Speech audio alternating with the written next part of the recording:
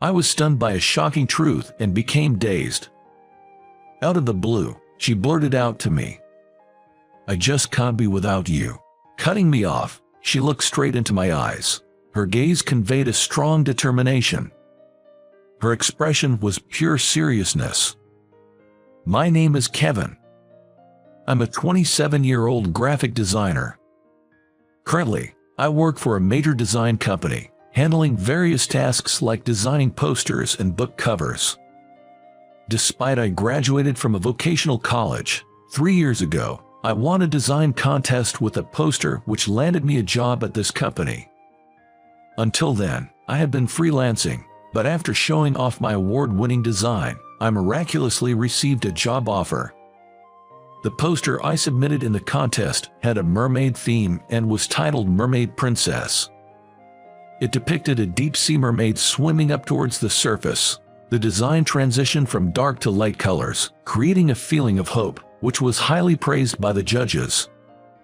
I have a strong attachment to this Mermaid Princess work as it was a turning point in my life. A job at a major company allowed me to be involved in various projects and led to fulfilling days. However, I had one concern. It was my boss, Director Bob. "Kevin, the font color doesn't match the background. Redo this flyer's design. From my perspective, who have studied at a prestigious art college, navy is better than blue in this case." Saying so, Bob threw the flyer at me. Thinking here we go again with his nitpicking, I replied, "Got it," and immediately turned to my computer. Director Bob had graduated from a renowned art college, and thus held immense confidence in his taste and education. For that reason, he clearly didn't like the fact that I, a mere technical college grad, joined the same company midway. Just like now, he always nitpicked at my works, suggesting to change the color or switch the motif from flowers to stars, and demanding numerous revisions. Of course, as a designer, my goal is to produce better works. But the tricky thing with Bob was that he often changed his feedback. As expected, after I switched the font color from blue to navy and presented it, Bob ordered another revision. "You know what, blue was better. No hard feelings, but artists go through many iterations to create masterpieces. This will be a great learning experience for you, as you have not properly studied at an art college." Saying so, Bob handed back the flyer with a sneer. Feeling the malice from Bob, I once again replied, "Understood," and ended up working overtime that day. With all the overtime work and the way I was being treated, I was starting to feel down. But I genuinely love my job as a graphic designer, and I also wished to become a designer who would someday earn Bob's respect. But man, I sure could use some emotional support. Late at night, after finally finishing up, I felt a pang of sadness while heading home on the last train. Looking back, when I was freelancing, I was always busy due to financial constraints. In such a situation, romance was out of the question, and since my college days, I had always been alone. But someday, I'd like to get married. I thought, maybe now is the time to take some action. However, as I was suddenly driven by that urge, I was still unsure how to proceed since I had been away from dating for so long. So, the next day, I decided to seek some advice from my cousin, whom I regard as my elder brother, John. When I called him, John suggested, "If you're up for it, I know a woman I'd like to introduce you to. She's a 26-year-old freelance illustrator and a friend of my wife." "An illustrator? I'm intrigued. If she's okay with it, I'd definitely like to meet her." Thus, through John, I got a chance to meet this woman. We planned to have a matchmaking date at a cafe lounge in a week. The woman's name is Catherine. I got to see her picture on a phone, and she was a beautiful lady with long flowing black hair. Despite I'm not that good looking, I showed Catherine my picture through John, and thankfully, I seemed to be within her acceptable range. Now, all that was left was to meet in person. Nervously anticipating our meetup the next day, I received an unexpected call at work. Suddenly summoned by Director Bob, I wondered what was up. Entering his office, Bob, with a smirk, began, "Kevin, I've been thinking of transferring you. The official notice will be out in 2 weeks. Start preparing for your new location so you will be able to begin working in a month." "Wait, you are transferring me?" Caught completely off guard, I was taken aback. The branch office he referred to was also known as the dumping ground for sidelined employees, infamous for hardly getting any design work. Why would I, who can handle designs at the main office, suddenly be transferred to that branch? When I voiced my confusion, Director Bob, with his usual condescending attitude, continued, "Well, Kevin, you've been working more overtime than other employees, and frankly, your level aren't enough for the main office. If you're unhappy with that, maybe you should consider resigning on your own terms. After all, you used to freelance, and that might be a better fit for you." His words made his true intentions crystal clear. Bob's plan was to pressure me into resigning by forcing an undesirable transfer. For me, if I was to be transferred to a branch where hardly any work comes in, it would probably be best to leave the company. Feeling the unfairness in Bob's actions but knowing arguing would be futile, I simply responded, "Understood. I'll submit my resignation form," and quietly left his office. I had always put in effort, hoping for recognition from Bob. But all that effort went down the drain. Though I was filled with a deep sense of frustration, I had a meeting set up with Catherine the next day. It would be unthinkable to cancel the matchmaking date the day before after expressing my interest. I should apologize sincerely. With that thought, I headed to the cafe lounge in a suit the next day. Arriving about 10 minutes earlier, I nervously waited for Catherine. Then precisely on time, she appeared. Wearing an elegant gray dress and carrying herself gracefully, Catherine looked even more beautiful than in her photos. My heart began to race upon seeing her, but I had to tell her the truth. Although, before I could say anything, with a warm smile, Catherine started introducing herself. "Sorry to keep you waiting. My name's Catherine. I'm really looking for you. I'm so sorry. I have something I must apologize for today." Seeing me bow and apologize as soon as we met, Catherine was visibly taken aback. "The thing is, just yesterday, my boss ordered me to transfer to a branch office. The real purpose behind this is to push me to resign. So, in about a month, I'll be going back to freelancing. I'm truly not in a position to date anyone right now. I sincerely apologize for initiating this meetup only to bring you such news." Upon hearing the details, Catherine responded calmly. I had thought anyone would be rightfully angry if they heard such things during a matchmaking date, so her reaction was quite surprising to me. "Is that so? That must have been tough. Thank you for being honest with me." No, I'm so sorry." And so, we just had one cup of coffee and then went our separate ways. Honestly, I wanted to talk with her more and was curious about the type of illustrations she creates.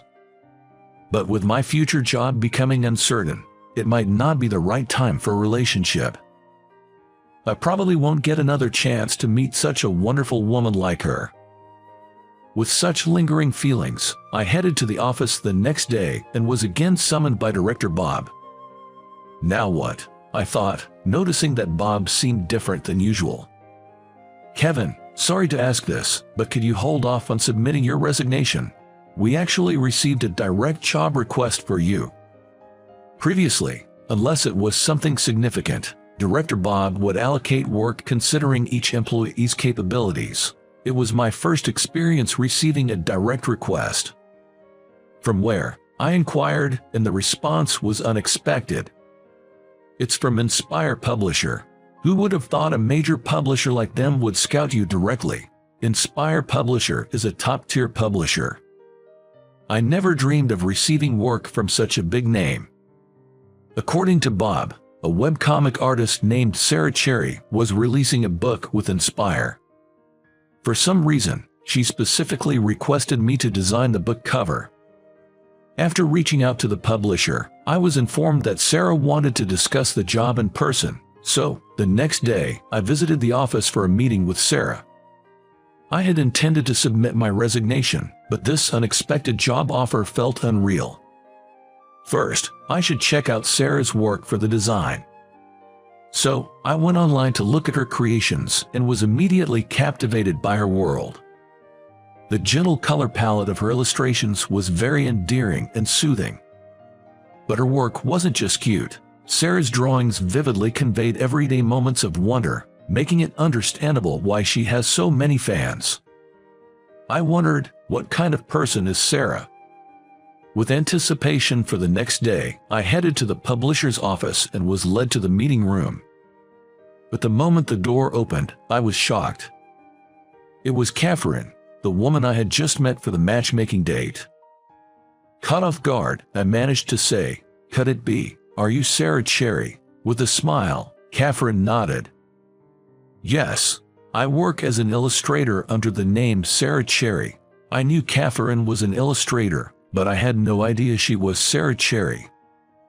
In astonishment, I slowly said, "But Catherine, are you sure I'm the right fit? I'm the only one in my company with a vocational school degree. There are many more skilled designers out there. I specifically want you." Cutting me off, Catherine looked at me straightly. Her expression was full of seriousness. She then shared, "Actually, I've been following your work for years. Ever since I saw your mermaid princess in the poster contest, I've been a fan. You've known my work, I'm honored." I couldn't believe that Catherine had recognized my work from 3 years ago. She continued, "3 years ago, I was in a slump, not producing much, but when I saw your mermaid princess, I was deeply inspired. The mermaid's desire to escape the dark sea and reach the shore where her prince awaited resonated with me. I felt that as long as I persisted like that mermaid, I would eventually see results. Your work inspired me to persevere." Catherine, realizing someone was touched by the emotions I poured into my work, was the greatest joy. It's not just about creating beautiful graphics. If my own creation had truly moved someone's feeling, there's no greater joy. Catherine's eyes filled up with tears as she continued, "That's why I was so thrilled when I heard about our matchmaking date. I've always wanted to meet you, Kevin. I've longed to have a conversation with the person behind such marvelous work. Meeting you through a mutual friend was like a dream come true. I can't believe a designer like you would be transferred to a regional office. That's why I directly reached out to offer this job." I can't express how grateful I am to Catherine. She gave me such an incredible opportunity. For my part, I'm ready to give my all for her. Thank you so much. I'm truly fortunate to work with you, Catherine. While I'm unsure about the future, as fellow creators, let's produce the best work possible. After our miraculous reunion, we had an in-depth discussion about the book's design. Since it's Catherine's first book, she's particularly attached to it, and I too felt a strong desire to meet her expectations. Interestingly, the content of her comic presented Catherine's journey to becoming a successful webcomic artist. When I asked Catherine about her preferred cover design, she responded, "Well, since the story is about dreams coming true and a happy ending, I think a bright cover would be suitable." Hearing this, an idea immediately struck me. "I'd like you to help with one particular aspect," I said, sharing my concept. Catherine agreed enthusiastically, saying, "That sounds great." Together, we co-designed the book cover. A year after meeting Catherine, the book I designed became a bestseller, selling over 200,000 copies within 6 months of its release. Thanks to Catherine's charming original characters, the book garnered popularity across various age groups and was highly praised for its readability. Moreover, our collaborative cover design was applauded for its excellent taste. For the book, I themed the cover around the Little Mermaid. But unlike before, she's not the mermaid from the dark, deep sea. This mermaid, having come ashore, gazes at the blue sky and the brightly shining white sand beach with a radiant smile, and the mermaid illustration was crafted by Catherine. Interestingly, the mermaid embodies Catherine herself, who overcame difficulties to realize her dreams. Thanks to her adorable art style, the design turned out even more appealing than expected. Moreover, representing the mermaid scales with holography was admired as being innovative by the publishers, and since then, I've been receiving direct job offers from Inspire Publisher. At this rate, as the director, there was no way they could transfer me to a rural branch office, so the idea of my transfer was cancelled. Surprisingly, this episode led Bob to reassess his previous attitude. "Kevin, I read the book you designed, and it was truly impressive. Not just a pretty cover, but it perfectly aligned with the world of the comic, creating an entire universe. I feel ashamed for previously emphasizing academic credentials so much." Perhaps it's his genuine passion for graphics that made him recognize and appreciate the effort I poured into the design. I've always been aware of his profound skills in art and design. "There's so much I've learned from you over the years. No matter what, you'll always be a designer I deeply respect." Upon hearing this, Bob, for the first time, showed a gentle expression. "Thank you, Kevin. Your words truly mean a lot to me." While I had reconciled with Bob, there's more good news. To everyone's surprise, with the book's publication, Catherine and I began dating. As we collaborated professionally, we came to recognize each other as irreplaceable in both work and personal life. We continue to inspire each other in our work and maintain our relationship. And now, 6 months later, Catherine is publishing another book, so we're teaming up once more for the cover design. What design should we go for this time? How about this? I quickly sketched a scene of a wedding ceremony featuring a bride and groom. Why the sudden shift from a mermaid to a wedding scene? Well, once the mermaid, fascinated by the sea, comes ashore, wouldn't she want to marry her prince? Catherine blushed and laughed. "You do realize that mermaid represents me, right?" "Yeah, so, can I propose to be the prince? The mermaid who saved the drowning prince?" "Indeed, Catherine is my very own little mermaid."